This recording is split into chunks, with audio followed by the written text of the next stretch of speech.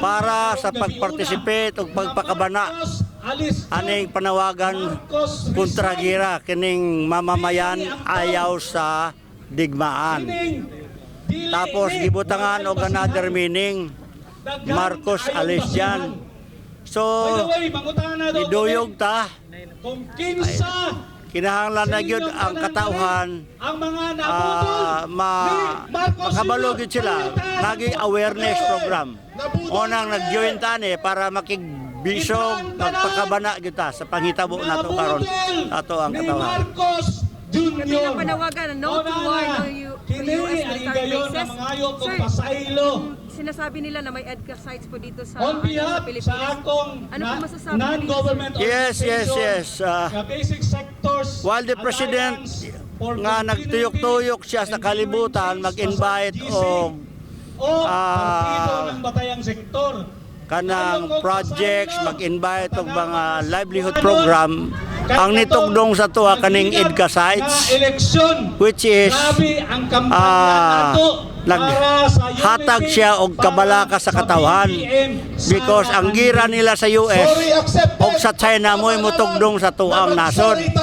Ang kaning EDCA sites mahimo ni siyang provocative o provocation hagit sa China. Ang maalaot ang katawhan sa Pilipinas kay mahimong battleground ang ato ang nasod. So nanawagan ta nga og mahimo og dili niya mapugman nga kanang gira mahunong na ang tanang katawhan atong gipanawagan nga mobarog ta para ipanawagan nato nga dili ta gusto og gira, dili nato kalaban ang Amerika. We love the Americans, we love the Chinese, di po nato kontra ang mga Chinese. We love the Arabs, we love all the people around the world. That is always my narrative. Magkahiusa ang katawan. Ang atong ginikanan isara. Nagsugot ta kang Adan and Eve. Personally, although different ang atong colors, natay puti, natay itom, natay brown, naay singkit ang mata, naay dakoog mata, but isa lang ang naghimo sa tuwa ang atong labang makagagahom. O isa lang po ang color sa tuang dugo, and that is red.